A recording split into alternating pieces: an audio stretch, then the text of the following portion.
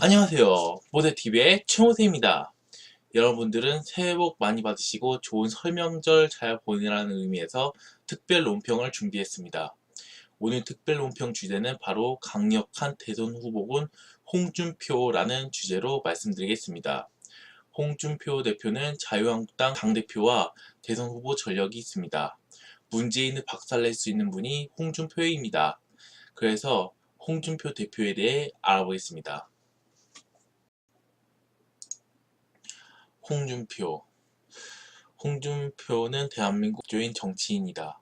1982년 사법시험에 합격하여 1984년부터 검사로 재직하면서 권력형 비리 사건과 강력 범죄 사건을 맡았다. 1995년 검사를 사직한 후 변호사로 활동하다가 1996년 제15대 국회의원으로 정계에 입문하였다.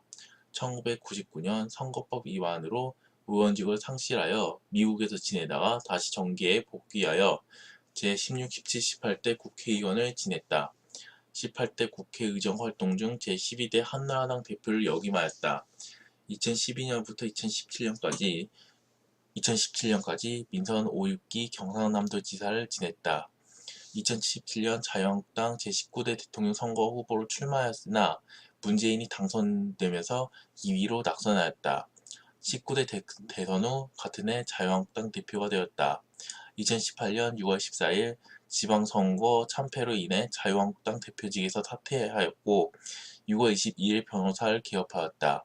이후 같은 해 11월에는 현시 정치로의 복귀를 선언하였으며 11월에는 유튜브 채널 TV 홍카콜라를 개설하여 유튜버로서의 활동을 시작하였다.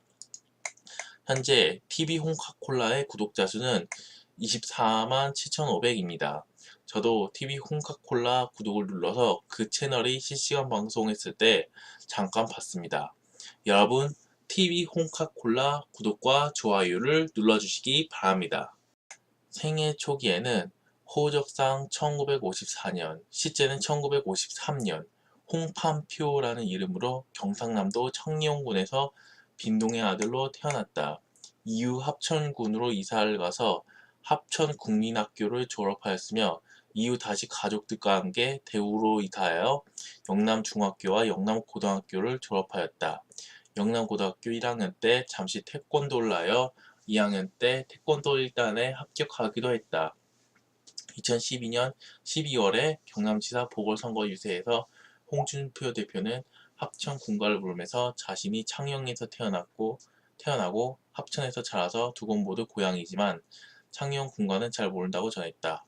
합천 군가는 초등학교 다닐 때 4km를 걸어서 다녔는데 그때 친구들이랑 그 긴 길을 군가를 부르면서 다녔기 때문에 지금까지 기억하고 있다고 사연을 소개하기도 했다. 영남고등학교를 졸업하고 고려대학교 법과대학 행정학과에 진학하였다. 대학 시절부터 사법시험에 몇 차례 응시하였으나 낙방하였다. 한때 학생운동에 전념하던 그는 사법시험에서 떨어진 어느 겨울밤 아버지가 있던 울산에 내려갔다가 바닷가 모래밭에 모닥불을 피워놓고 플라스틱 목욕탕 의자에 앉아 있는 이 땅 800원짜리 현대조선소의 경비원이었던 아버지를 보고서 눈물을 흘리며 불공평한 세상을 바꿀 결심했다고 한다. 1978년에 대학을 졸업하고 이후에도 몇 차례 사법시험에 응시했지만 낙방했다. 홍준표는 군에 입대했지만 체중 미달로 인해 14개월간 단기 사병으로 복무하였다. 1982년 제24회 사법시험에 합격하여 검사시보로 인관되고 사법연수원에 들어갔다. 홍준표 대표는 출생 신고를 늦게 했군요. 새로운 사실을 알았습니다. 검사 시절 1984년에 사법연수원을 마치고 청주지방검찰청 검사시보로 부임하였다.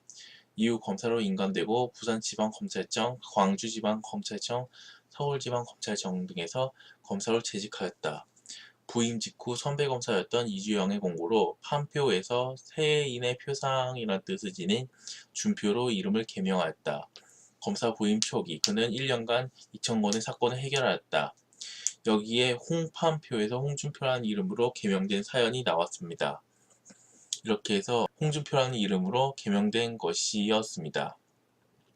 50mm 수사 이후 부산지방검찰청 검사 1987년 6월 10일 부산지검, 울산지청 검사를 거쳐 1988년 8월 26일에 서울지검 남부지청 특수부 검사로 부임하였다.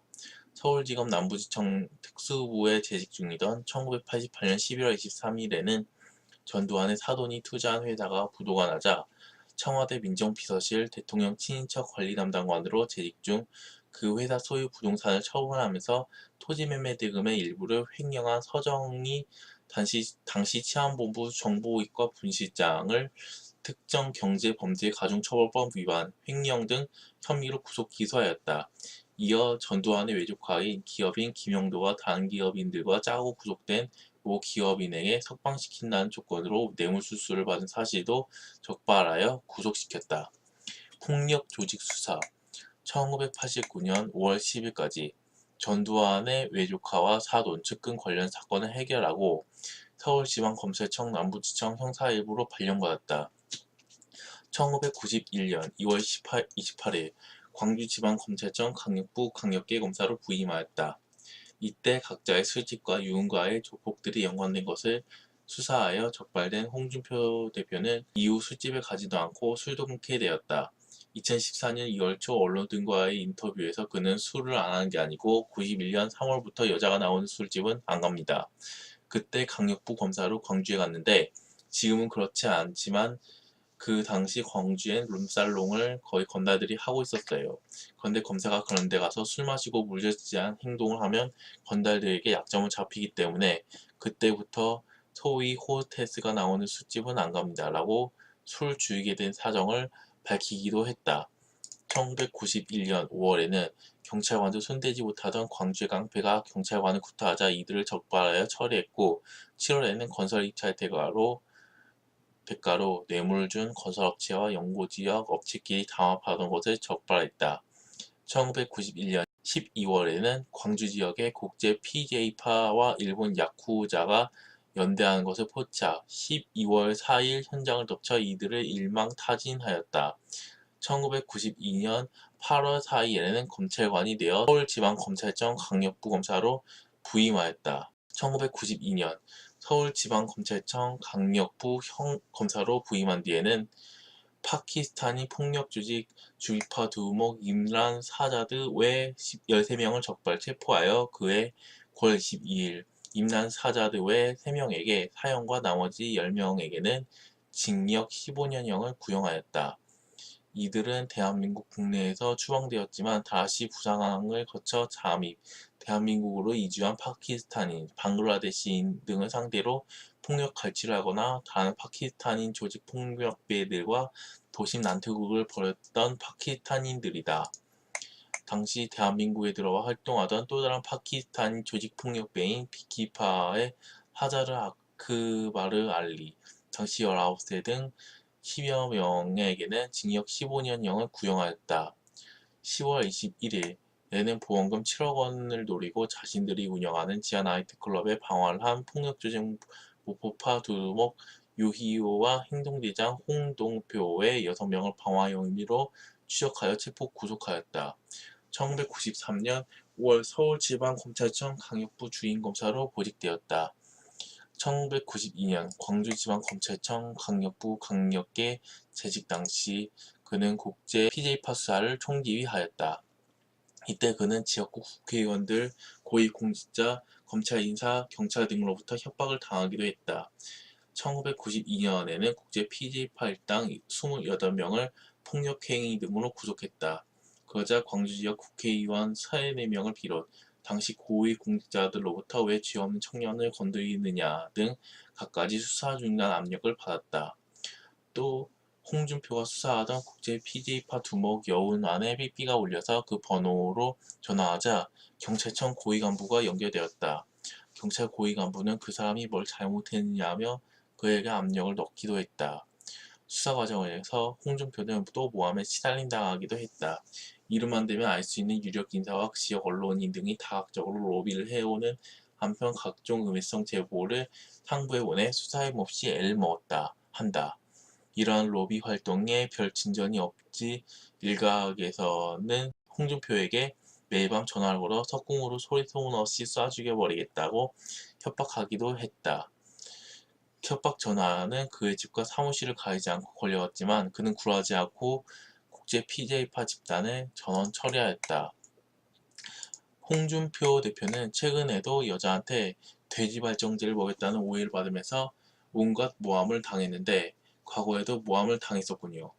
박근혜 대통령도 모함을 당해서 사기 탄핵을 당했는데 홍준표 대표도 마찬가지였습니다. 홍준표 대표는 모함과 음해성 제보 그리고 협박에도 굴하지 않고 PJ파 집단을 전원 처리하는데 지금과 같은 어려운 시국에 이런 용기가 필요합니다. 슬롯머신 사건 수사 서울지방검찰청 검사로 재직 중이던 1993년 이른바 슬롯머신 사건을 수사하여 육공의 황태자로 불렸던 박철원 등 권력 실세들을 구속 기소함으로써 명성을 얻었다. 그가 수사한 슬롯머신 사건이 회자되어 드라마 모래시계 등의 작품의 소재가 되어 모래시계의 검사라는 애칭이 널리 알려지게 됐다.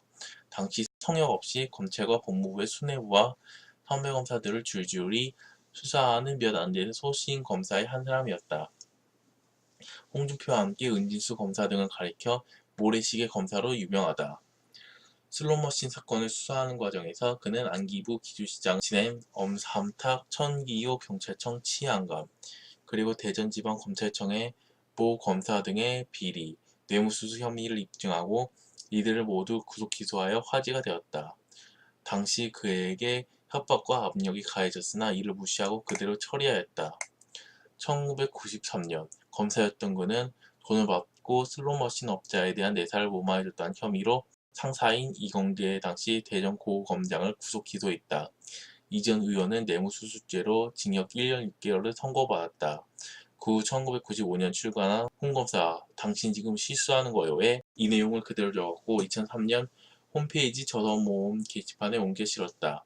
이어 이건계 전 의원은 허위사실로 명예를 훼손했다며 홍 원내대표를 상대로 3억 원을 배상하라는 소송을 냈다. 1심에서는 홍준표 측이 승소했다. 그러나 항소심을 맡은 서울고법 민사 13부 조용구 부장판사는 양측의 조정으로 사건이 마무리됐다고 2008년 10월 23일 밝혔다. 홍준표 측이 이건계가 슬롯머신 업계의 비호 세력이었다는 취지의 내용 등 게시글의 일부를 삭제하고 향후 같은 내용을 게시할 때 이건계의 이름은 이니셜로 처리하기로 하는 조건이었다. 1993년 5월에는 슬롯머신 사건과 동시에 정덕진 빠친코 사건의 수사를 전담하기도 했다. 5월 5일부터는 빠친코의 대부인 정덕진을 구속 수사하고 전담을 맡았다. 홍준표는 이들을 뒷골목 깡패가 아닌 초보적 마피아로 규정하고 치밀하게 수사하였다. 그는 1988년부터 5년간 정덕진을 추적해왔다. 그러나 1993년 수사를 중단했다가 그해 5월 다시 수사를 맡게 되었다. 이 과정에서 그는 협박에 시달리기도 했다. 사건을 다시 맡으면서 고위층과 과거의 상관인 변호사들로부터 다칠 수 있다는 지택과 함께 가족을 몰살시키겠다는 협박 전화에 시달렸다. 한편 그는 정덕진을 구속 수사하여 빠친코 관련자들을 색출 적발하였다. 그는 이탈리아의 사정검사의 대부 피에르토 검사의 사정활동 기사를 자신의 사무실에 항상 펼쳐두었다. 그는 성역 없는 수사로 화제가 되기도 했다. 그러나 검찰과 법무부에서는 한때 배신자라는 낙인이 찍히기도 했다. 그는 문민정부 초반 안기부장 법률특보로 재직하며 군사정권 인사인 박철원의 슬롯머신 빠친코 보고서인 LP 보고서의 작성자이기도 했다. 홍준표 대표는 검사 시절에는 어떠한 협박과 방해에도 굴하지 않고 자기 소신을 다해서 일했습니다.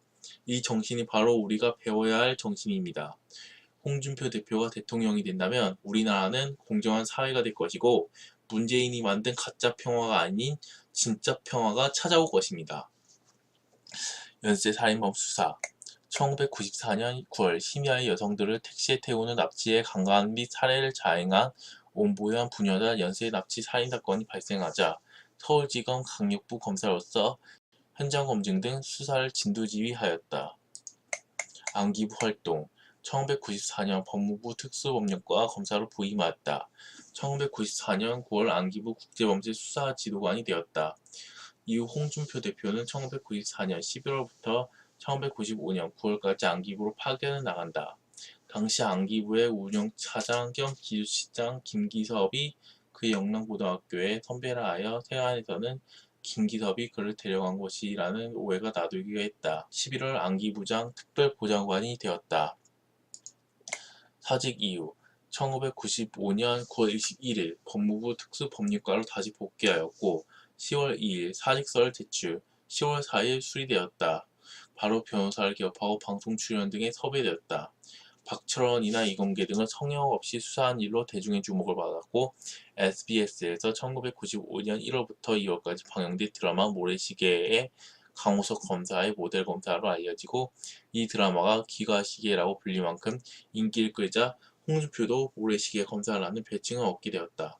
1995년 10월 정계 진출을 시사하며 검사직을 그만둔 후에 변호사가 되었고 대통령이자 신한국당 총재였던 제14대 대통령 김영삼의 권유를 받아 정계에 입문했다.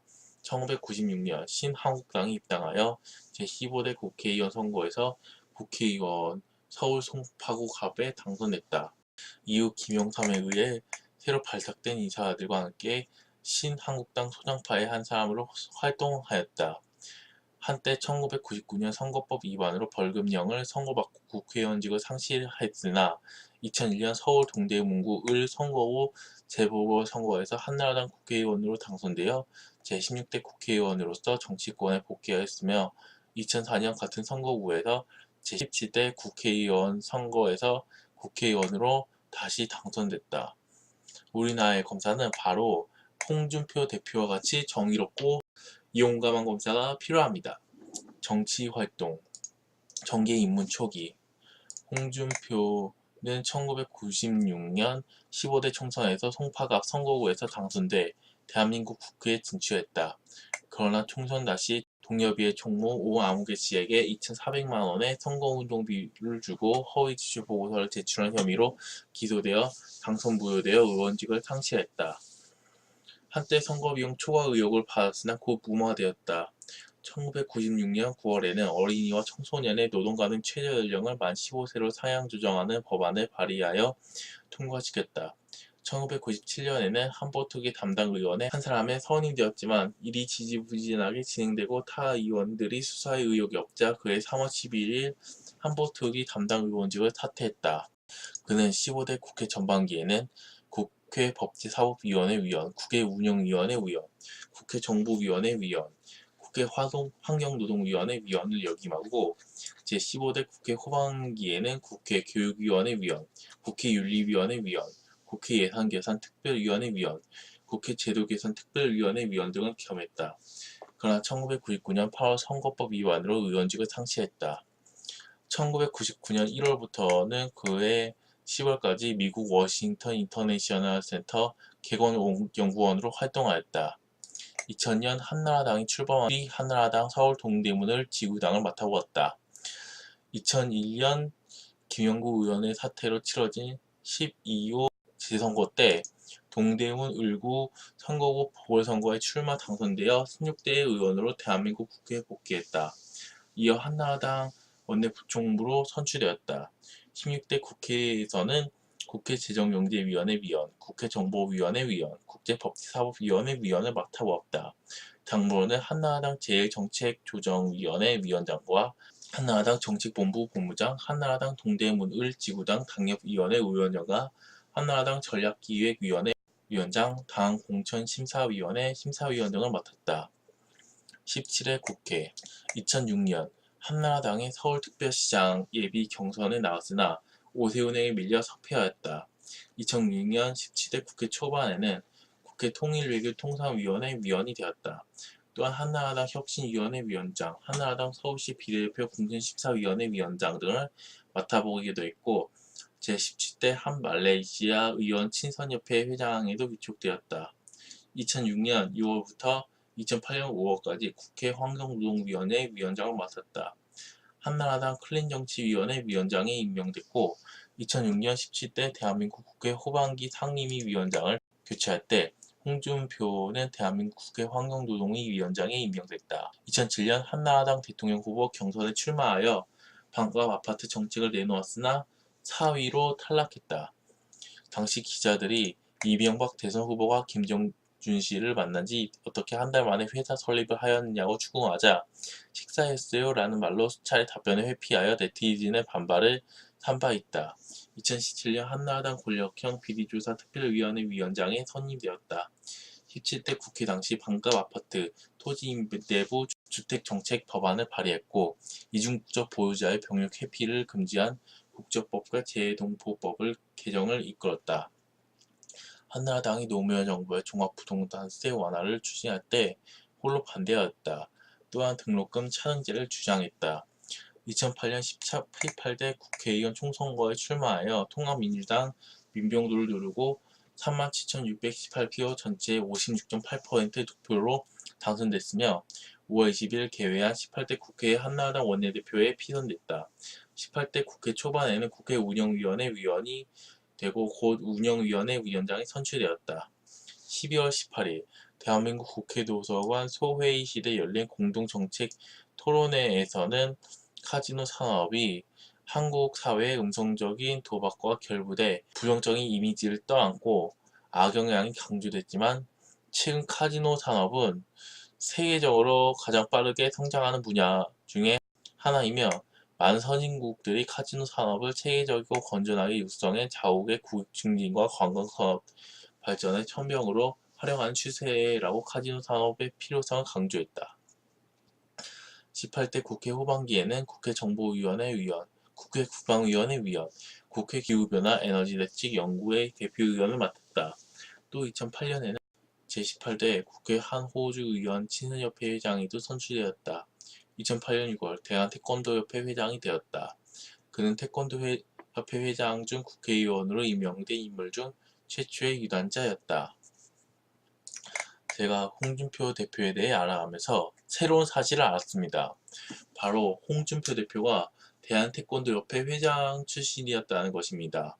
홍준표 대표는 어려서부터 태권도를 했으니 태권도 실력이 상당할 거라고 봅니다. 제14대 한나라당 대표 당선 2010년 7월 한나라당 최고위원회 한 사람이 선발되고 동시에 한나라당 서민정책특별위원회 위원장은 겸하였다. 2010년 18대 국회 하반기 때는 국회 정무위원회 위원으로 활동하였다.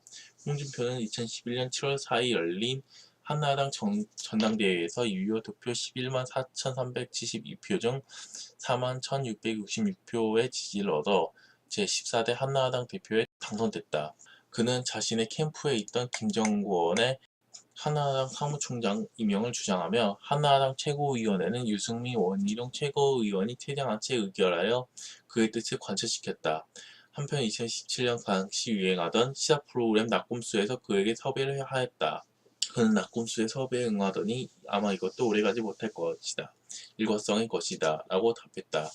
2012년 4월 10일 제19대 총선거로 여론조사에서 민주통합당 민병도 후보에게 크게 뒤지는 것으로 발표되자마자 트위터를 통하여 정계 은퇴를 선언한 것으로 알려졌으나 보도자료를 통하여 30년 공직생활을 마감한다는 것은 검사 시절과 15, 16, 18대 국회의원으로서 보낸 공직생활을 마감한다는 의미로 해명하여 사실이 아닌 것으로 밝혀졌다. 19대 국회의원 선거에 낙선한 이후 다시 변호사로 활동하였다. 정치인들 중에는 변호사 출신이 참 많군요. 특히 박원순과 문재인도 변호사 출신이고 노무현도 변호사 출신이었습니다. 경남도지사 2012년 11월 27일 대선 후보 출마로 사퇴한 김두관 경상남도지사의 후임 보궐선거에 새누리당으로 출마 12월 19일 선거에서 119만 1904표 62.91%를 얻어 70만 2689표 37.08%를 얻은 범야권 단일 후보 권영기를 48만 9,215표의 표차로 누르고 경상남도지사로 당선되었다. 바로 12월 20일 취임하였다. 경남도지사로 취임하면서 여러 성과들을 냈다. 만년 꼴찌였던 경상남도의 청렴도는 홍준표 재임 기간 동안 1위로 상승하였으며 약 1조 3천억 원의 부채를 가지고 있었던 경상남도는 홍준표 지사 취임 이후 전국 처음으로 흑자 노정 광역자치단체가 됐다. 또한 2년 연속으로 대한상공회의소 선정 가장 기업하기 좋은 광역자치단체로 꼽혔으며 한국나노, 해양플랜트, 항로화 산업 등 5대 신성장 동력 산업을 적극 육성하기 위해 노력했다. 2013년 5월 19일 오전 경남도는 적자 누적과 기득권만 유지하는 노조원들의 모습에서 진주의료원 회생 가능성을 발견할 수가 없다는 이유로 진주의료원 폐업을 공식 선언하였다. 진주의료원 폐업은 공공의료, 복지나 재정 확충 이윤이라는 문제와도 연관되고 있으며, 이에 관해 민주당은 29일 최고위원회 회의를 통해 공공의료 확대를 공약한 박근혜 대통령이 취임 100일을 맞아 국민에게 준 선물을 진주의료원 폐업인가 하고 비판했다. 이로 인해 경남도 전역에서는 홍준표 지사를 소환, 퇴진해야 한다는 주장이 제기되면서 주민 소환 운동이 시작되었으며, 국회 국정조사도 결정되면서 쉽게 사과되지 않는 부시로 남아있다. 이는 공공의료 차원을 전 국민을 대상으로 하자는 현재 새정치민주연합으로 불리고 있는 정당의 통합주체의 하나였던 열린우리당 소속 의원들의 발의로 이뤄진 법조항에 대한 중도보수 세력이 가지는 잠재적 불안 요소인 국가재정의 파탄을 막기 위해 정치적인 쇼맨십을 발휘했다고 보는 의견도 존재한다. 제19대 대통령 선거. 홍준표는 2017년 제19대 대통령 선거 자유한국당 경선에서 승리하여 자유한국당 대선 후보로 출마하였다. 초반에는 박근혜 대통령 탄핵의 여파로 인해 여당이 큰 타격을 입은 상태라 지지율이 한 자릿수 정도로 낮았으나, 토론회 등을 거치며 대선 기간 종반에 이르러 지지율이 급상승하였다. 최종적으로 24.04%의 득표를 얻어 더불어민주당의 문재인 후보에 이어 2위를 차지하였다. 주요 공약. 조선민주주의인민공화국의 핵무기 위협으로부터 강력한 대비태세를 구축하기 위해 미국의 전술핵 도입, 주한미군 사드, 고고도 미사일 방어체계 배치, 킬체인 보관, 원자력 추진 잠수함 전력화를 주요 안보 공약으로 내세웠다. 또한 일부 정규직 노조를 노동 기득권을 가진 강성 귀족 노조로 규정하여 이들에 대한 제재를 통해 비정규직 처우와 임금을 개선하겠다고 공약하였다. 사법고시 부활을 공약하였다. 2017년 5월 5일 한 사법고시생이 사법고시 폐지에 반대하면서 양화대교 아치 꼭대기에서 농성하며 시위를 벌였는데, 홍준표가 집권 시 사법고시 부활을 약속하며 시위자를 설득하여 구조되도록 하였다. 이 시위자는 이후 홍준표의 대선 유세에 동참하기도 하였다. 홍준표 대표는 안보에도 신경을 썼고 시위자를 구조하는 데 힘썼군요. 문재인 선거 유세차가 오토바이에 쳤는데 그걸 해결하지 않는 문재인과는 전혀 다른 모습입니다. 그러나 문재인이 당선되어 낙선하였으나 박근혜 최순실 게이트로 인해 당이 위기에 처한 상황에서 자신이 안철수를 제치고 2위를 달성함으로써 무너진 한국당 복원에 만족하겠다는 소감을 밝혔다. 자유한국당 대표. 홍준표는 19대 대선 낙선 후 같은 해 자유한국당 대표로 선출되었다. 홍준표는 대표로서 대구 북구을 당협위원장에 지원하여 확정받았으나 김태훈 최고위원 등이 대표가 당협위원장은 맞대 총선 출마는 안 하겠다는 위장복을 입고 기어이 텃밭셀프 입성에 성공했다며 비판을 받았다. 2018년 1월 22일 신년 기자회견에서 국민의 불안을 가중시키고 나라의 미래를 어둡게 만드는 퇴진한 좌파 국가사회주의가 주사파식 사고에서 하루속히 벗어나기를 진심으로 촉구한다고 하면서 동계올림픽 아이스하키팀 단일팀 구성에 대해 국가를 위해 개인을 희생하는 것이라고 비판했다. 2018년 6월 14일에 자유한국당이 제7회 전국 동시지방선거에서 2명만이 더불어민주당을 이기고 나머지는 모두 더불어민주당의 참패함에 따라 이를 자신의 잘못이라고 뉘우치고 당대표직을 내어놓게 되었다. 대표직 사퇴 이후 6월 21일 변호사 개혁 신고가 수리되었다. 그리고 미국 로스앤젤레스로 출국해 휴식을 취하며 자서전을 집필할 계획인 것으로 알려졌다. 이후 9월 15일 2달 만에 귀국하였고 앞으로 남은 세월도 내 나라 내 국민을 위해 충심을 다해 일할 것이라고 하였다. 2018년 11월 20일 정계 복귀를 선언했다. 홍 전 대표는 나라가 통치를 넘어가고 경제가 통치를 망가지고 있다. 지난 지방선거 패배 직후 야당 대표를 물러나면서 나는 홍준표가 옳았다는 국민의 믿음이 바로 할 때 다시 돌아오겠다고 했다며, 대선이나 지방선거 때 홍준표의 말이 옳았다는 지적에 힘입어 다시 시작하고자 한다고 밝혔다. 홍 전 대표는 정계를 떠난 일이 없다면서 정계 복귀가 아닌 형식적 복귀라는 표현을 썼다. 같은 해 12월 18일 유튜버로서의 활동을 시작하였다. 유튜브 채널 TV 콩카콜라의 첫 영상을 올린 후 6일 만에 구독자 수 10만을 넘어섰다. 논란. 학교 급식 예산 지원 중단. 경상남도 교육청의 초, 중, 고등학생의 학교 무상급식 사업에 대한 경상남도의 예산 지원을 중단하겠다고 하여 논란이 발생했다. 3월 19일 미국으로 출장 가기 직전 홍준표 지사는 새정치민주연합 문재인 대표와 회동을 가졌다. 그러나 문재인 대표는 도덕적 잣대만 내놓을 뿐 무상급식 폐단에 대한 대책을 내놓지 않아 대화가 정상적으로 이루어지지 않았다. 3월 19일 목요일 홍준표가 출국한 직후에 새누리당의 압도적 다수당인 경상남도 의회에서 무상급식 예산을 저소득층만을 대상으로 한 교육지원 사업으로 조정하는 조례가 통과되었다.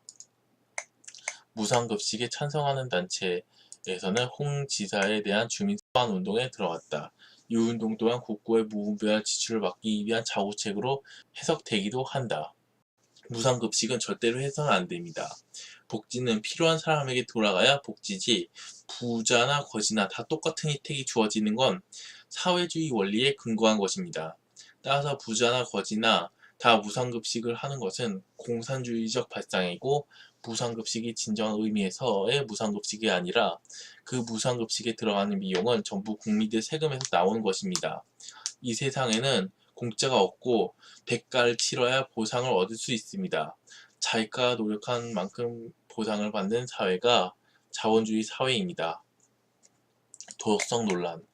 홍준표는 검사 시절인 1994년 11월부터 1995년 9월까지 안기부로 파견되어 근무할 때 월정 직책금 385만 원이 서울지검과 안기부로부터 이중 지급되었으나 자진 신고하여 반납하지 않고 참복하였다. 그런데 나중에 국가로부터 반환할 것을 요구받고도 버티다가 끝내 부당이익금 반환 청구 소송을 당했고 1심 항소심 모두 홍준표가 패소하는 일이 벌어졌다. BBK 김경준 기획입구설 조작 논란. 2008년 대선 당시 대한민국 국회의원이었던 한나라당 홍준표 의원은 2007년 12월 13일 BBK 주가 조작 사건에 구속 수감된 김경준 씨를 둘러싼 법률권의 기획 입국설과 관련 기획 입국을 입증할 수 있는 편지와 각서를 갖고 있다고 주장했다. 그러나 2011년 9월 세계일보의 보도에 따르면 신경화 씨의 동생인 재미교포 신명 씨는 형이 김경준 씨한테 보낸 것으로 세상에 알려진 편지는 형이 쓴 게 아니라 내가 작성했다고 밝혔다. 신 씨는 당시 형을 살려야겠다는 생각에 편지를 쓸 수밖에 없었다. 편지를 쓰도록 강요한 세력이 있지만 지금 밝힐 수는 없다고 말했다. 신명 씨는 이어 편지를 쓰도록 강요한 세력은 이명박 대통령의 가족이라고 추가 폭로했다. 12자 경향신문 보도에 따르면 신명 씨는 편지 조작을 제안한 것은 MB 이명박 당시 한나라당 대선 후보 가족이다. 직접 내가 본 적은 없지만 사건은 진두지휘했다. 중간에 두 사람이 더 개입했다고 밝혔다. 그러나 2011년 이기남 법무부 장관 및 검찰 관계자는 이와 관련하여 추가 수사할 생각은 없다고 하였다. 또한 홍준표 의원은 오래전 일이라 편지 입수 경위가 기억나지 않는다는 입장을 보이고 있는 것으로 전해졌다. 이에 대해 민주당은 당시 대선판을 뒤흔들던 BBK 의혹이 허위라며 각종 문건을 제시하며 총공세를 퍼부어 놓고 지금 와서 기억이 나지 않는다는 것이 말이 되는 거라며 맹비난했다. 식사하셨어요의 식사전표. 2008년 대선 당시 이명박 후보의 귀국 시점이 쟁점으로 떠오르자 클린 정치위원회 소속 고승덕 변호사는 이명박 후보의 귀국 시기를 증명할 중대한 자료가 있다면서 김경준 씨와 이 후보 사이에 주고받은 편지와 잡힌 메모 등을 공개했다고 변호사는 일컬은 거로 이 후보와 김경준은 BBK 설립 이후에는 2000년에 만났다고 주장하다가 그런 만난 지 불과 한두 달 만에 회사 LK뱅크를 설립했다는 말이냐는 기자들의 질문이 이어지자 사실 이건 오늘 양념으로 가져온 것이고 라며 피해갔다. 홍준표 의원도 당시 아무런 답변을 하지 않은 채 질문을 던진 기자에게 식사했어요? 라는 엉뚱한 반응을 보였다. 이 일로 고승덕 변호사와 홍준표 의원은 각각 양념승덕, 식사준표라는 별명으로 회자되었다. 18대 국회 개헌 미루기 논란.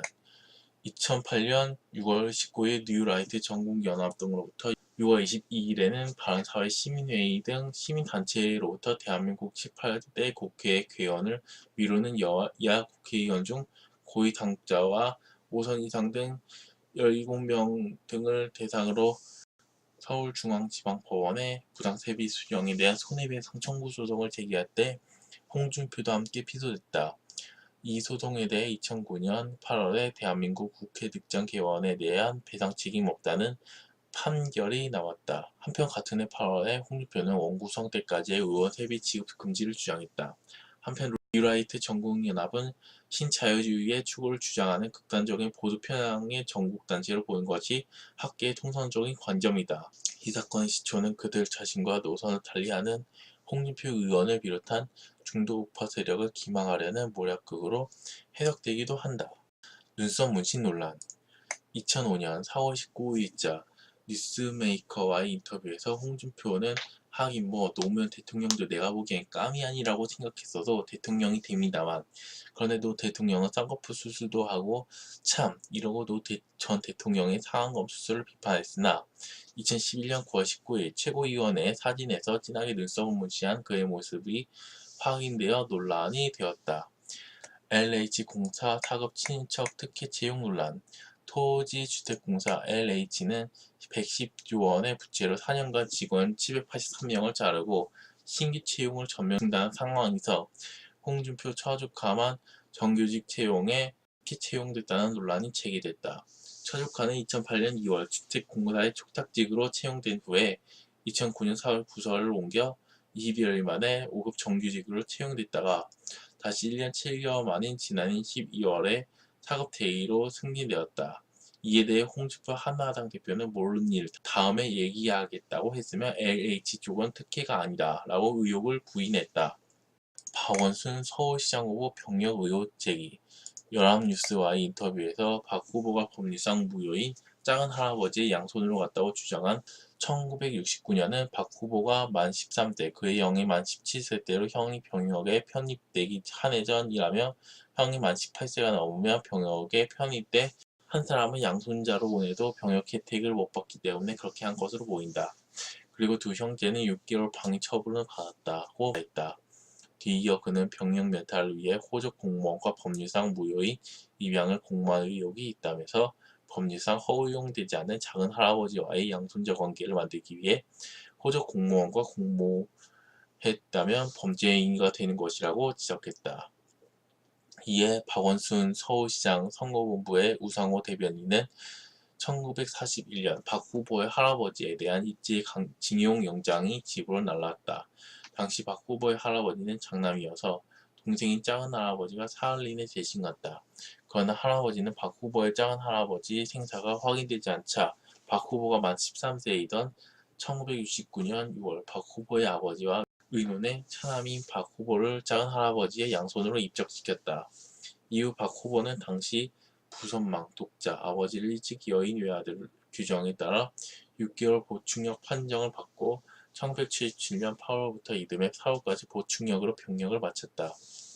행정착오로 2개월 더 복무했다고 답변하였다. 그러나 행불자의 동의 없이 상식적으로 법리적으로 인정되지 않는 양손자로 입적된 건 사실이다. 주민투표 거부 논란 홍준표 지사 체제 경상남도청에서 홍준표 지사의 복지 축소 정책, 진주의료원 폐쇄, 경남 무상급식 폐지에 대한 주민투표를 거부하여 논란이 되고 있다. 또 2016년 6월 25일 홍준표는 경남도청 출입 언론기자단 오찬 간담회에서 주민소원 청구에 대해 이런 개같은 경우가 어딨나, 지금 급식 예산이 지원 안되나, 원인이 사라진 일이라며 독설을 내뱉었다. 이어 지난 3월 6개월 도지사 하면서 재정개혁, 행정개혁으로 경남도 빚 다 갚았다. 국가산단 사기 3개를 동시에 유치해 경남 미래 50년 먹거리를 해결했다며 그런데 소환이라니 배은망덕 아닌가 라는 발언을 하였다. 경남FC 해체 논란 2014년 자신이 구단주로 있는 경남FC에 대해 자신의 SNS 등을 통해 일주일에 6번 하는 야구를 어찌 일주일에 한 번만 경기하는 K리그가 더 인기가 있기를 바라느냐. 홈팀에 입장한 팬들의 응원이 아니라 심판 판정이 있다. 2부 리그로 떨어지면 구단 운영을 할 수 없다는 글을 게시하며 논란이 일었고 경남이 끝내 K리그 챌린지로 강등당하자 경남 구단의 해체까지 거론하며 구단 특별감사를 시작하게 되었고 감사 결과 구단 직원들이 법인 하이피스나 유류비를 570만원가량 부정하게 집행한 정황을 적발하여 이를 회수 조치했으나 가지급금 5억 6,100만원 중 4억 1,400만원만 정산된 즉 1억 4,700만원의 행방이 묘연한 것에 대해서는 그냥 주의만 주고 넘어가는 모습을 보여주며 논란이 일었으며 이후에 부산지검에 의해 홍준표가 임명했던 경남 안종복 단장이 외국인 몸값을 소위 원화 기자급금을 몰래 챙겨 거의 10억에 달하는 구단 예산을 횡령했다는 것이 밝혀지고 여기에 심판 매수까지 시도했다는 것까지 드러나며 논란이 일었다. 결국 경남구단은 해체 대신 구단 축소 운영으로 존속되는 것으로 일단락되었다. 황제 골프 논란 2015년 3월 20일 금요일 오후 업무 시간 중에 미국의 고급 퍼블릭 골프장에서 출장 도중 골프를 친 사실이 드러나 논란을 피고 있다. 더욱이 있는 경남도 무상급식을 중단하는 결정을 하고 난 다음에 미국으로 떠난 출장에서 부인과 함께 이해관계에 있는 사람들과 함께 한 접대 골프여서 더욱 문제가 된다. 해당 골프장은 1인당 180불에 해당하는 미국에서는 최고급 골프장에 속하는 곳이며 홍준표 당사자는 본인이 4,400불 현금을 줘서 이번 출장과 연관이 있는 이해관계자를 하여금 결제하게 하였다고 변명하였다. 성완종 리스트 논란 2015년 이명박 정부의 자원비리 사태에 겨냥하는 검찰 공식 수사 도중에 2015년 4월 9일 스스로 목숨을 끊기 직전 한 기자와 전화 인터뷰하며 홍준표 대표를 비롯한 유력 정치인들에게 돈을 건넸다고 폭로에 불거졌다. 자살하였던 성완종 전 경남기업 회장의 주머니에서 나온 메모에 금품을 제공받았다는 내용의 메모가 적혀있어 검찰 수사 대상이 되었다. 한나라당 대표 경선 자금으로 용처가 한정된 이번 사건에 대해 당시 당선된 홍준표 경남도지사는 혐의를 완전히 부인했다. 2011년 6월 한나라당 대표 경선을 앞두고 성완종 전 회장의 측근 윤모 씨를 통해 불법 정치자금 1억 원을 받은 혐의로 불구속 기소됐다. 1심을 맡은 서울중앙지법 형사합의 23부는 2016년 9월 정치자금법 위반에 대한 유죄를 인정해 징역 1년 6개월과 추징금 1억 원을 선고했다. 다만 현직 도지사인 점을 고려해 법정 구속하지 않았다. 2심 재판부는 서울고법 형사 2부는 홍준표 대표가 평소 친분관계가 없던 성 전 회장에게 1억 원을 받을 동기가 뚜렷하지 않고 오히려 금품 전달자인 윤모 씨가 허위 기술을 했을 가능성도 배제할 수 없다며 무죄를 선고했다.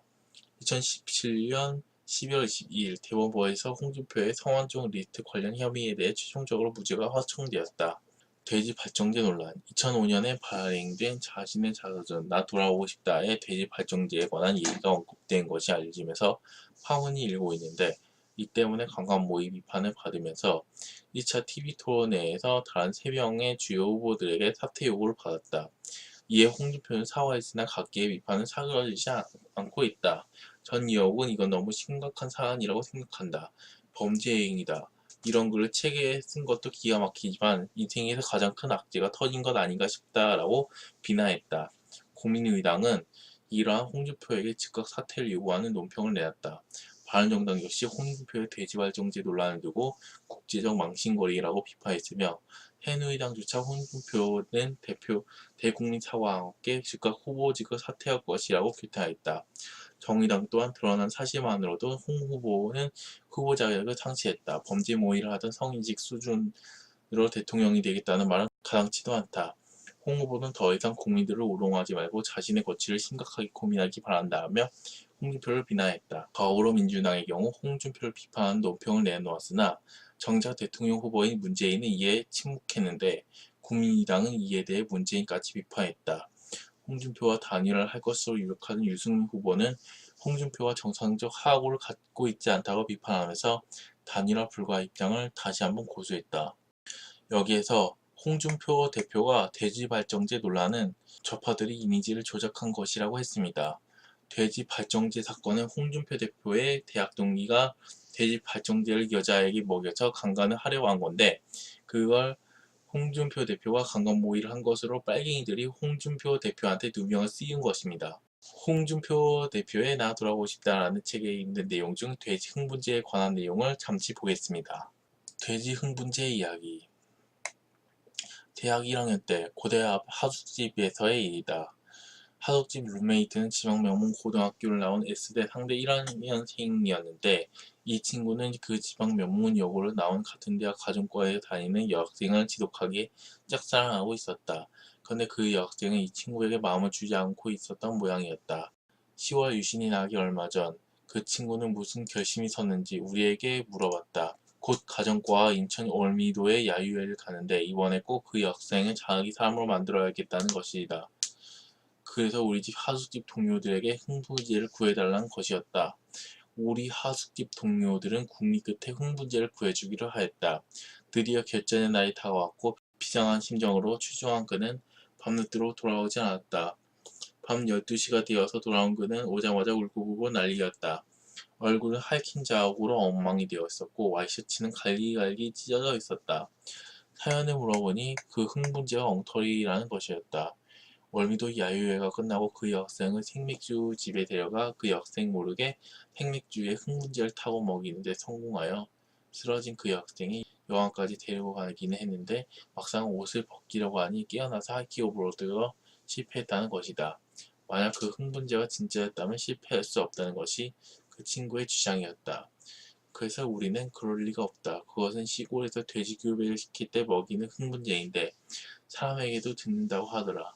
돼지를 교배시킬 때 쓰긴 하지만 사람도 흥분한다고 들었는데 안 듣던가? 근데 우리는 흥분제를 구해온 하숙집 동료로부터 그 흥분제가 돼지 수컷에만 해당되는 것이지 암돼지는 해당하지 않는다는 말을 듣게 되었다. 장난삼아 듣지도 않는 흥분제를 구해준 것이었다. 그런데 그 친구는 술에 취해 쓰러진 것을 흥분제 작용으로 쓰러진 것으로 오해를 한 것이다. 그 친구는 그 여학생과 어떻게 되었는지 나는 모른다. 여기서 해당을 말미에 다시 돌아가면 절대 그런 일에 가담하지 않을 것이다. 장난삼아 한 일이지만 그것이 얼마나 큰 잘못인지 검사가 된 후에 비로소 알았다. 이 문구 때문에 빨갱이들이 홍준표 대표가 강간 미수를 한 것으로 붙이고 홍준표 대표가 강간 미수를 한 것처럼 오인된 것입니다. 이 논란에 대해 홍준표 대표는 내 수필집에 돼지 흥분제 사건을 쓰면서 가담한 것을 참여한다고 쓴 것은 사전에 공모했다는 뜻이 아니라 듣고도 말리지 않았고 그렇다면 그것은 소극적인 방조가 된다고 봤기 때문이라고 설명했습니다. 즉 홍준표 대표가 말한 다시 돌아가면 절대 그런 일에 가담하지 않을 것. 장난삼아 한 일이지만 그것이 얼마나 큰 잘못인지 검사가 된 후에 비로소 알았다. 는 강간모의 사실을 알고도 그걸 방조한 것을 후회한다는 뜻이지 강간모의를 한 것을 후회한다는 뜻이 아니라는 것입니다. 여기 돼지 흥분제 이야기 내용에 홍준표 대표가 했다는 내용은 어디를 찾아봐도 없습니다. 자, 여기에 홍준표 대표가 여기 돼지 흥분제를 써서 강간 미수로 그쳤다는 얘기가 나왔습니까? 하나도 없죠. 쉽게 말해서 홍준표 대표는 강간 미수범이 아니라는 뜻입니다. 그런데도 웃긴 것은 유승민, 심상정, 안철수는 그 내용을 잘 보지도 않았으면서 홍준표 대표를 무작정 비판하면서 홍준표 대표에게 사퇴하라고 했는데 대선 후보를 사퇴해야 할 사람은 심상정과 안철수, 유승민입니다.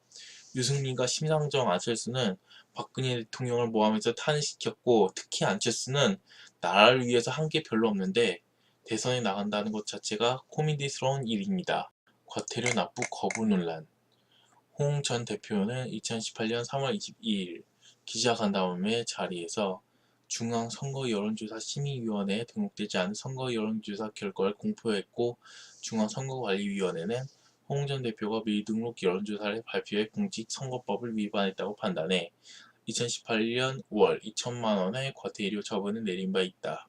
홍 전 대표는 선관위의 처분에 불복했고 한관위는 심의위원회를 열어 200만원 부과의 원안을 확정했다. 홍 전 대표는 이 역시도 거부하며 이의제기를 했으며 절차에 따라 재판에 넘겼으나 서울남부지법 또한 8월 22일 홍 전 대표에 대해 과태료 2천만원을 부과하라는 결정을 내렸다. 발언 논란, 인터넷 농객 미네르바에 대한 발언.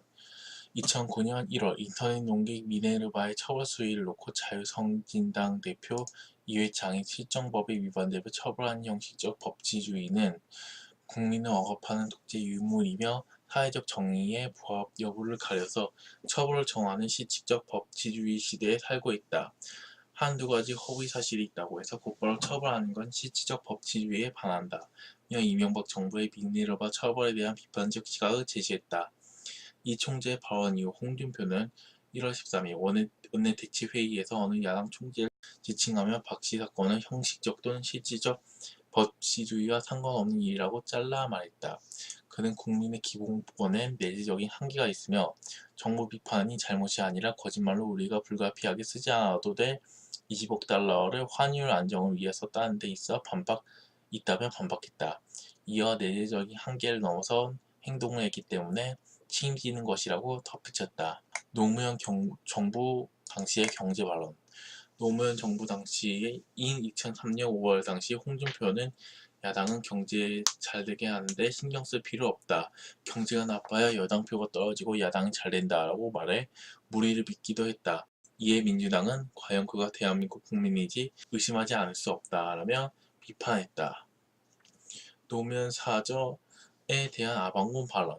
국회 국정감사 점검회의 2008년 10월 14일에서 당시 홍준표 한나라당 원내대표는 사저 뒷산을 외빙수 조성은 쌀이 짙붉은 파동에 버금가는 혈세 낭비의 대표적 사례라며 김용삼 전 대통령의 향도동 집업배는 주차할 데도 없다. 노 전 대통령처럼 아방궁을 지어서 사는 사람은 없다. 매일경제 2008년 10월 13일 라고 발언하였다. 이후 권양수 봉화제당 이사장이 해당 사절을 일반에게 공개하겠다고 하자 과거에 그의 발언이 문제되어 이에 대한 해명을 트위터에 아방궁이라고 한 이유는 그 집 주변의 환경연비 비용으로 1,000억 이상 국비가 투입되었다는 보고를 받았습니다. 그래서 아방궁이라고 했습니다. 확인해 보시지요. 그 보고가 잘못되었다면 사과하겠습니다. 라고 올렸으나 김경수 봉화재단 사무국장 청와대 전 비서관은 전혀 사실무근입니다. 사저 부지는 총 1,000여 평으로 부지 내에서 발생한 모든 비용은 사저 공사비에 전부 포함되어 있습니다. 라면서 발언이 사과를 촉구하였다. 하지만 그는 자신의 봉화마을 아방궁 발언에 대해 아직까지는 사과할 생각이 없다고 하며 봉화재단 측의 사과 요구에 대해서 종전 입장을 고수하고 있다. 25.7%에 대한 사실상 발언. 2011년 8월 24일 25.7%의 투표율을 보인 서울시 부산급식 주민투표 종료 직후 홍준표 대표는 여의도 당사에서 기자회견을 갖고 투표율과 최근 오세훈 서울시장 안에 대한 여론조사치를 종합해보면 이 주민투표는 사실상 오 시장이 승리했다고 본다라고 하여 파문을 일으켰다. 이대 계집의 발언 논란. 2011년 10월 31일 학생들과의 소통을 위한 타운미팅에서 홍준표는 자신의 과거 소개팅 사연을 소개하면서 이와 여대 계집애들 싫어한다. 꼴 같지 않은 게 같은 당 소장파 의원 대들어 패버리고 싶다 등의 말에 막말 논란에 휩싸였다. 고해성사 발언 논란. 돼지발정제 논란이 불거지자 2017년 4월 23일 천주교에서는 고해성사를 하면 살인범도 용서를 한다는 발언을 하였다. 이어 친구가 성범죄를 하는 것을 조금 내가 부과했다는 이유만으로 그것 형편없이 몰았다면서 2년 전 국민들에게 다 고백한 사실을 이제 와서 시비를 거는 것을 보니 내가 뜨긴 뜨는 모양이다 라고 덧붙였다. 그러면서 조금만한 저급한 문제를 가지고 서로 물어뜯고 서로 욕설하는 거 그거 옳지 않다고 항변했다. 이어 각 계층들의 비판이 이어졌으며 한국여성단체연합 상임대표 백미수는 홍준표의 이러한 발언을 두고 고해성사가 아니라 무용담처럼 다루고 있다고 비난했다. 여성단체들의 추가적인 비난이 이어졌으며 성폭력에 대한 저열한 인식 수준은 성폭력을 재생산하는 원인이 될 수 있다. 대통령 자지가 자격이 없는 홍준표 후보는 당장 사퇴하라는 공동성명까지 발표되었다. 막말 논란. 2017년 4월 29일 홍준표는 자신을 비판하는 진보단체들에게 도둑놈의 새끼들이라고 막말을 퍼부었는데, 이어 안철수 측은 홍준표의 즉각 사퇴를 요구했다. 위에 돼지 발정제에 관해 국민의당은 홍준표의 즉각 사퇴를 요구하는 논평을 내놨다. 안철수 진짜 뻔뻔하군요. 박근혜 대통령 탄핵해놓고 대선 후보에 나가서 홍준표 보고 사퇴하라고 한다는 게 어이가 없습니다. JTBC 뉴스룸 인터뷰 논란. 2017년 4월 3일 홍준표는 JTBC와의 생중계 화상 인터뷰에서 민감한 질문에 대한 말 돌리기, 반말 뉘앙스의 발언, 인터뷰 진행자였던 손석희에게 반격을 하는 듯한 발언, 논점을 흐리는 식의 인터뷰 진행으로 논란이 있었다. 지역주의 발언 논란. 더불어민주당 추미애 의원은 2017년 4월 28일 어제 이곳 충남에서 자유한국당 홍준표 후보가 너무 노골적인 유치한 지역주의를 선동하고 갔다며 국민들이 넘어가지 않을 것이라고 비판했다. 이어 나라를 이 지경에 이꼴로 만들어 놓은 정당의 후보가 후보될 자격도 없는데 이곳 애국의 공연을 향해서 망국적 지역주의를 들고 나갔다며 홍준표 후보에게는 기본적으로 대선 후보의 자질과 자격이 있는지 온 국민은 묻고 있는 것이라고 지적했다. 그러면서 홍준표 후보는 지역주의 망언을 즉각 취소하고 국민 앞에 묻고 사과할 것을 촉구한다고 비난했다. 세월호 발언 논란. 2017년 4월 16일 홍준표 자유한국당 대선 후보는 16일 세월호 참사 3주기를 맞아 경기 안산 분향소에서 열리는 기억식에 5당 대선 후보 중 유일하게 불참했다. 홍 후보는 이날 오전 서울 여의도 강사에서 가진 국가 대개혁 비전 선포 기자회견에서 세월호 3주기 기억식에 참석하지 않은 이유에 대해 세월호 갖고 3년 해먹었으면 됐지 이제 더 이상 안 된다. 세월호 사건은 정치권에서 얼마나 많이 울려먹었나. 세월호 사태 터졌을 때 분향소에서 한 달 이상 추모했다. 더 이상 정치인들이 거기 얼쩡거리면서 정치에 이용하는 것을 안 했으면 한다고 답했다.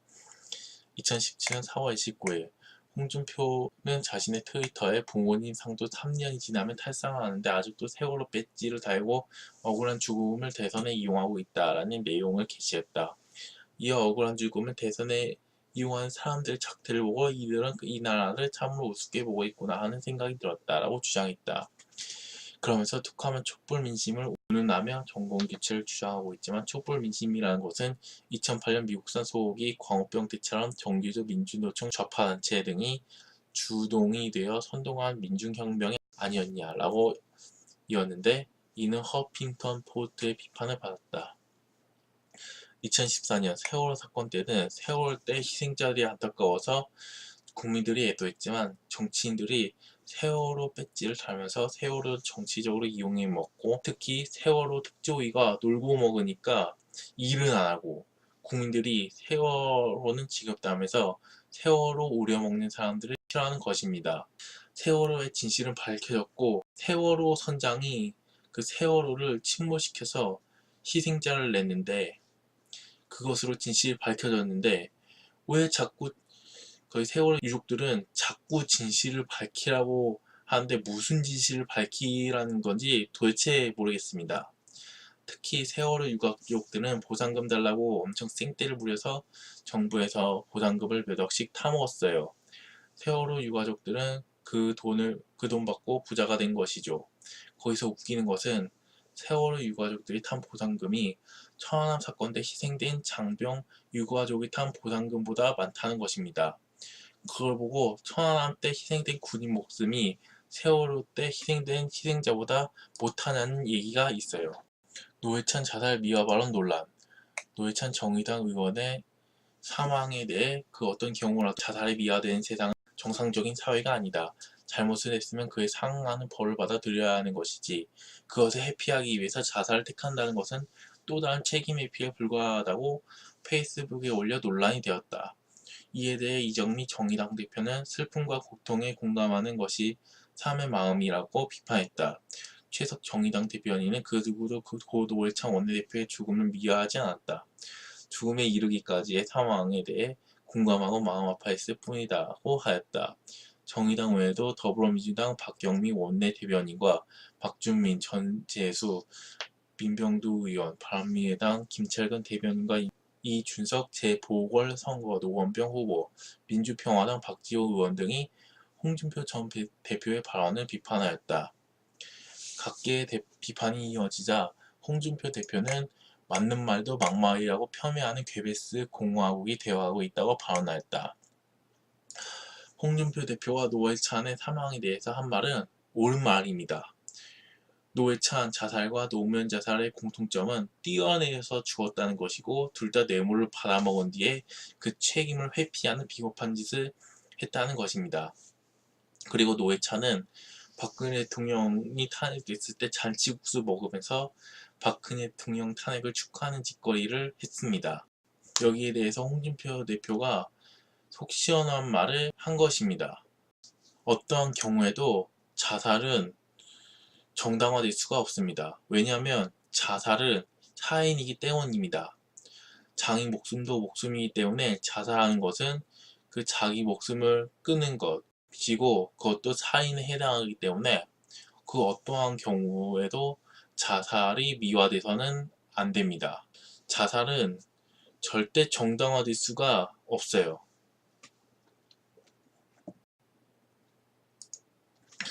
지금까지 홍준표 대표에 대해서 설명했습니다. 홍준표 대표에 대해 알아보니 검사 시절 때 불의에 용감하게 맞서 싸웠고 최근에는 속 시원한 소리를 하면서 빨갱이들의 공격에도 불구하고 뜻을 굽히지 않는 당당한 모습을 보여주었습니다. 그렇다면 홍준표 대표의 근황을 알아보도록 하겠습니다. 홍준표의 근황은 대구를 찾아와서 현 정부를 맹비난하고 있네요. 홍준표 전 자유한국당 대표는 대구 서문시장과 방천시장, 김광석 거리 등을 방문하고 현 정부에 대한 비난의 강도를 높였다. 홍 대표는 지난 25일 대구 김광석 거리에서 진행한 TV 홍카콜라 대구 게릴라 콘서트에서 친북 좌파 정권이 들어오면서 서민들이 고난에 빠지고 금년부터 세금이 굉장히 오르기라며 정부가 공시지가를 대폭 올리면 세금을 많이 거치겠지만 건물주나 상가주인은 오른 공시지가만큼 임대료를 인상해 세금을 전가시킬 것이라고 강조했다. 또 서민 세금을 긁어 모아서 사회주의처럼 배급 주는 사회를 만들려고 한다면서 가진 자의 것을 빼앗아 없는 자한테 나눠주면 하향 평준화되는 사회가 되는데 이건 바람직하지 않다고 지적했다. 그는 이어 20대 청년층의 문재인 정권 지지율 급락 현상은 이 정부 등장 이후 대한민국에 17년 만에 최악의 실업 대란이 발생했기 때문이라며 문제를 해결하려면 일자리 만들고 청년에게 미래가 있다는 걸 보여줘야 하는데 희망이 없으니 문재인 정권에 실망을 한 것이라고 분석했다. 문재인이 문제를 일으켜서 별명이 여기 문재인이라고 나와 있네요. 기자가 이런 오타를 냈겠지만 문재인은 문재인이라고 부르는 게 나을 것 같아요. 문재인은 문제를 일으키기 때문에 문재인이라고 부르는 게 낫겠습니다. 차라리 문재인 마왕이라고 부르는 게 좋아요. 특히 세금 100조 원 들여 일자리 만들려고 하는데 최근 청년 일자리 만든 걸 보면 강실, 불고기 등인데 좋은 일자리는 전부 없어졌다면서 민주총이 지배하는 대기업이 투자를 안 한 것이며 매일 기업을 옷재고 있으니 투자 의욕이 떨어져 일자리가 점점 없어지고 미래가 없어지면서 청년들이 졸업해도 취직이 안 되는 세상이라고 언급했다.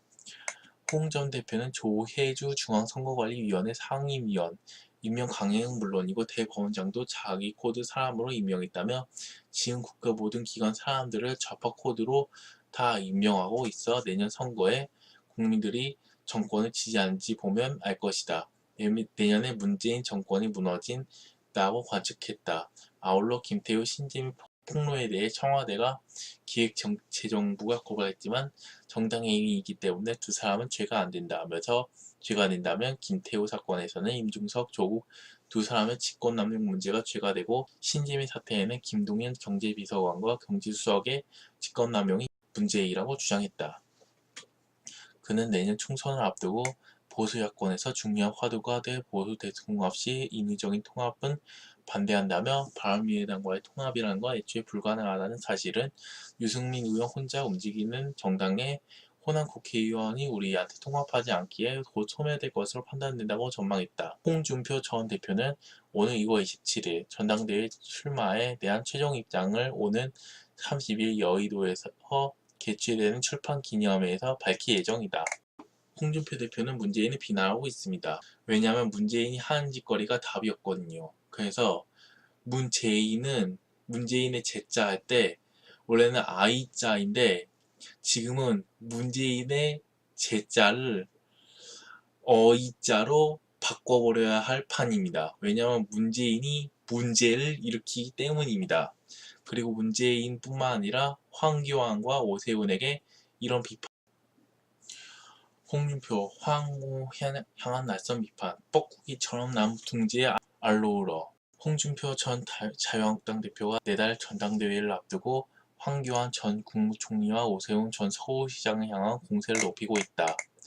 특히 입당한 지 한 달도 되지 않은 황 전 총리가 당원 당규상 출마 자격이 있는지를 두고 논란을 겪고 있는 상황에서 홍 전 대표는 두 사람을 남의 둥지를 빼서 알을 놓고 키우는 뻐꾸기에 비유하며 탕란 논쟁 불씨를 던졌다. 탕란은 자기 스스로 둥지를 만들지 않고 다른 새의 둥지에 알라 새끼를 기르게 하는 것으로 뻐꾸기는 두 견이과의 새들이 주로 한다. 황 전 총리와 오 전 시장 모두 탄핵과 연이은 선거 참패 등 당이 어려울 때는 한 발 물러나 있다 다시 전면에 나서는 것을 꼬지고 있는 것으로 풀이된다. 홍 전 대표는 27일 페이스북에 뻐꾸기는 둥지를 만드는 노력도 하지 않고 둥지도 없다. 다른 새 둥지에 알을 놓는다며 그러면 알에서 깨어난 뻐꾸기 새끼들은 원래 그 집에 있는 새 알들을 둥지 밖으로 내어 떨어뜨리고 그 둥지를 독차지한다. 그리고 원래 집주인이었던 새는 뻐꾸기 새끼가 자기 새끼인 줄 알고 먹이를 물고 와서 키운다고 말했다. 그는 이어 그런 일이 세상에는 참 많이 일어난다며 갑순이처럼 뻔뻔해야 잘 사는 세상이 됐다고 지적했다. 홍 전 대표가 던진 탕란 논쟁에 시제표를 행사할 책임당원과 대의원 등 핵심 당원들이 어떤 평가를 내릴지 기추가 주목된다. 한편 홍 전 대표는 지난주 주말 대구 서문시장과 부산 자치시장 등을 잇따라 방문하며 민생행보에 나섰다. 정치권에서는 홍 전 대표가 오늘 30일 당랑의 꾼 출판기념회에서 정당대회 출마 선언을 할 것으로. 홍준표 대표는 정당대회를 앞두고 있기 때문에 지금도 바쁘게 일하고 있습니다. 가장 최근에는 다시 여의도로 돌아가면 불법 대선 사과와 이명박, 박근혜 두 분 전직 대통령 석방을 위해 전국을 순회하며 대국민 저항운동을 전개할 것과 대선 무효는 주장하지 않겠다며 그러나 이에 대한 대국민 사과와 이명박, 박근혜 두 분 전직 대통령은 이제 석방해야 할 때가 됐다. 또는 쿠데타로 집권했다고 재판을 받은 전두환, 노태우 두 대통령도 박근혜 전 대통령처럼 이렇게 오랫동안 구금하지 않았다. 라고 밝혔습니다. 홍준표 대표님은 항상 옳은 말을 하십니다. 이명박 대통령과 박근혜 대통령을 석방시켜야 합니다. 홍준표 대표님, 저는 홍준표 대표님을 응원하겠습니다. 홍준표 대표 파이팅! 홍준표 대표님 파이팅! 저는 이명박 대통령과 박근혜 대통령이 석방되기를 바라면서 모세 논평을 마치겠습니다. 시청해주신 여러분, 새해 복 많이 받으시고 좋은 설날 되십시오. 시청해주신 여러분 감사합니다. 좋아요와 구독은 저의 힘입니다. 으쌰!